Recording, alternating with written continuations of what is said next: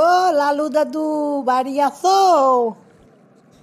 হ্যাঁ রে ভোলা, কি বলবি বল। মনটা খুব খারাপ গো দাদু, একটা গল্প শোনাবে? কেন রে, মন খারাপ কেন? মা কি বকেছে? আর বলো না দাদু, দুইটা মুরগি পুষেছিলাম গত রাত্রে, শিয়াল মামা এসে নিয়ে গেছে। মনটা খুব খারাপ গো। বলিস কি রে, তাহলে তো সাংঘাতিক ব্যাপার।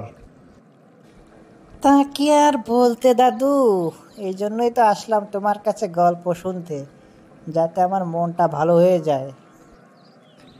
তা বেশ, তা বল, কিসের গল্প শুনবি? আমি তো দাদু এই শিয়াল মামার ফ্যান, শিয়াল মামার গল্প ছাড়া আমার চলেই না। তুমি শিয়াল মামার গল্প শোনাও দাদু, আই লাভ শিয়াল মামা। তা বেশ, মনোযোগ দে, শোন তাহলে। আমি গল্প বলছি, আর গল্পের মাঝে মাঝে সাই দিস, না হলে গল্প বলে মজা হয় না। ওটা নিয়ে তোমার আর টেনশন করো না দাদু, আমি ঠিক সময় মতো সাই দিয়ে দেব। তাহলে শোন, তোকে আজ বোকা কুমির ও চালাক শিয়ালের গল্প শোনাবো। হে হে হে হে, কুমির মামা বকা, কুমির মামা বকা। ওকে দাদু, বলো বলো, গল্প বলো। একটা জঙ্গলের ধারে একটা নদী ছিল। ওই নদীতে বাস করতো একটা বোকা কুমির, আর ওই জঙ্গলে বাস করতো একটা চালাক চতুর শিয়াল। কিছুদিনের মধ্যে শিয়াল আর কুমিরের মধ্যে একটা বন্ধুত্ব হলো। সে কি দাদু, কুমিরের সাথে শিয়াল মামার বন্ধুত্ব? তো বিরাট ব্যাপার। একদিন দুজনে ঠিক করলো যে তারা চাষ করবে। এখন দুজনে অনেক চিন্তা করে দেখলো কি চাষ করা যায়। শিয়াল মামা কুমিরকে বলল, কুমির ভাগ্নে, কি চাষ করবে? তখন কুমির মামা বলল, তুমি তো পণ্ডিত, তোমাকে সবাই পণ্ডিত বলে, তুমি বলো কি চাষ করলে ভালো হবে। তখন শিয়াল মামা বলল যে আমরা আলু চাষ করব, নদীর ধারে বেলে মাটিতে আলু খুব ভালো ফলন হয়। শিয়াল মামা বলে আলু চাষ, এটাও সম্ভব? হ্যাঁ রে ভোলা, আলু চাষই করবে ওরা দুজন। তখন শিয়াল মামা আর কুমির ভাগ্নে দুজনের মধ্যে সিদ্ধান্ত গ্রহণ করলো যে কুমির ভাগ্নে মাটির উপরের অংশটুকু নেবে, আর শিয়াল পণ্ডিত মাটির তলের অংশটুকু নেবে। তারপর দাদু, তারপর? যে কথা সেই কাজ, দুজনে লেগে পড়লো চাষ করতে। চাষ করতে করতে দুজনে খুব পরিশ্রম করলো আলুর পিছনে। বোকা কুমির তো এটা জানতো না যে আলু গাছের উপরের অংশে কিছু হয় না।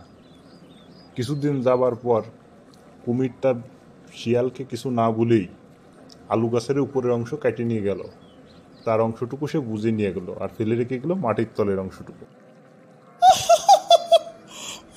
কুমির মামা তো আসলেই বোকা। কুমির বাড়ি গিয়ে দেখে আলু গাছের আগায় কিছুই নেই, শুধু পাতা আর লতা ছাড়া। তারপর সে খুব মনে মনে ভাবলো যে শিয়াল পণ্ডিত তাকে ঠকিয়েছে। সে মাঠের দিকে আসলো, এসে দেখে শিয়াল মামা মাটির তল থেকে প্রচুর পরিমাণে আলু তুলে নিয়ে যাচ্ছে এবং মনের আনন্দে গান গেতে গেতে যাচ্ছে, একটা খাবো, দুইটা খাবো, পেট ভরে আবার খাবো। বাহ, শিয়াল মামা তো খুব সুন্দর গান জানে। একটা খাবো, দুইটা খাবো, পেট ভরে আবার খাবো, দারুণ দারুণ। কুমিরের মনে মনে খুব রাগ হলো এবং শিয়াল পণ্ডিতকে বলল, শিয়াল পণ্ডিত, এসো আমরা দুজন আবার চাষ করব। তখন শিয়াল পণ্ডিত বলল, হ্যাঁ কুমির ভাগ্নে, আমরা আবার চাষ করব, তো তুমিই বলো কি চাষ করবে। তখন কুমির ভাগ্নে বলল, গেলবার খুব ঠকা ঠকেছি, এবার আর ভুল করতেছি নে, এবার চলো আমরা ধান চাষ করব। আমি কিন্তু এবার মাটির তলের অংশটুকুই নেব, তুমি যত যাই বলো না কেন।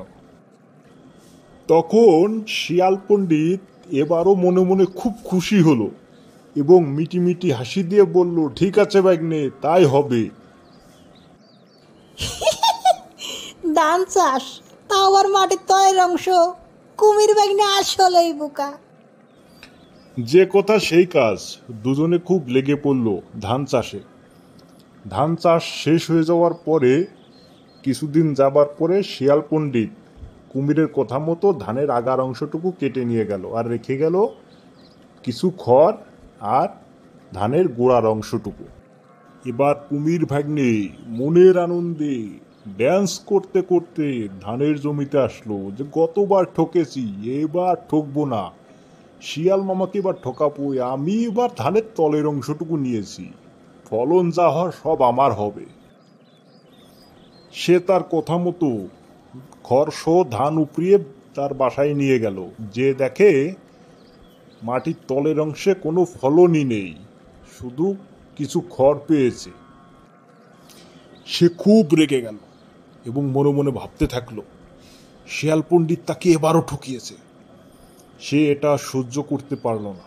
সে অনেক ভাবনা চিন্তা করে দেখল যে এবার শিয়াল পণ্ডিতকে যেভাবে হোক ঠকাতে হবে। চলো শিয়াল মামার কাছে, আমরা আবার চাষ করব। কুমির ভাগ্নে শিয়াল মামার বাসার সামনে গিয়ে বলল, হে শিয়াল পণ্ডিত, তুমি কি বাসায় আছো? তখন শিয়াল পণ্ডিত বলল, হ্যাঁ ভাগ্নে, আমি আছি। তুমি তোমার অংশটুকু পেয়েছো তো? আমি তো তোমার কথা মতোই ধানের আগার অংশটুকু কেটে এনেছি আর তোমার অংশটুকু রেখে এসেছিলাম।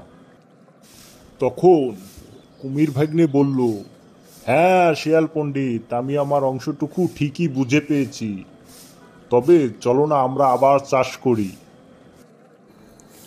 না, বোকা কুমিরের যেন শিক্ষাই হচ্ছে না। আবার যাবে শিয়াল পণ্ডিতের সাথে চাষ করতে, এবার কোথাও না কোথাও ঠিক ঠকে বাসায় আসবে। হ্যাঁ রে ভোলা, এবারও ঠকবে, মনোযোগ দিয়ে শোন। তারপর কুমির মনে মনে ঠিক করলো যে এবার তারা আখ চাষ করবে এবং সে এটা শিয়ালকেও জানালো যে এবার আমরা আখ চাষ করব। মনে মনে কুমির ভাবলো, গতবার আমি তলের অংশটুকু নিয়ে ঠকেছি, এবার আমি আর ঠকবো না, এবার আমি আগার অংশটুকুই নেব। শিয়াল পণ্ডিতকে সে তার সিদ্ধান্তের কথা জানালো এবং শিয়াল পণ্ডিত এবারও মিটিমিটি হাসল আর তার কথা মতো আখ চাষ করতে লেগে পড়ল।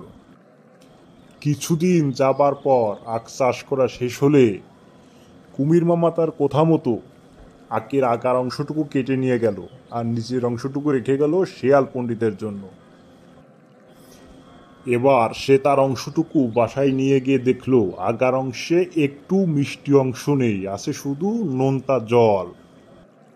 সে ভীষণ কষ্ট পেল আর মনে মনে ভাবলো শিয়াল পণ্ডিতের সাথে চাষ করা ওটা আমার কম্য নয়। এদিকে শিয়াল মামা তার আখগুলো বাসায় নিয়ে গিয়ে পায়ের উপর পা তুলে সেগুলো খেতে থাকলো এবং তার দিনকালগুলো খুব সুন্দরভাবেই যাচ্ছিল। হঠাৎ একদিন পরন্ত বিকালে কুমির ভাগ্নের সাথে শিয়াল মামার দেখা। তখন শিয়াল মামা বলল, হে ভাগ্নে, করবে নাকি আবার চাষ? তখন কুমির ভাগ্নে বলল, ও পণ্ডিত মশাই, না, তোমার সাথে চাষ করা ওটা আমার কম্য নয়, তুমি বাপু বেজায় ঠকানো ঠকাও, আমি জলের কুমির, জলেই থাকবো আর নদীর থেকে মাছ ধরে খাবো, না খেয়ে থাকবো, তবুও তোমার সাথে আমি আর চাষ করব না। শিয়াল পণ্ডিত করবে আবার চাষ? বলো কি দাদু, যে শিক্ষা হয়েছে না, আর কোনোদিন মুখেও আনবে না পণ্ডিত মশাইয়ের সাথে চাষবাস করার। শিয়াল মামা আসলেই চালাক, এই জন্যই তাকে আমার এত ভালো লাগে। আই লাভ ইউ শিয়াল মামা। একটা কথা কি ভোলা, সবসময় মনে রাখবি, যেখান থেকে একবার ঠকে যায় সেখানে বারবার যেতে নেই। একবার ঠকে গেলে সেখান থেকেই নিজের ভুলগুলো সংশোধন করে জীবনের শিক্ষা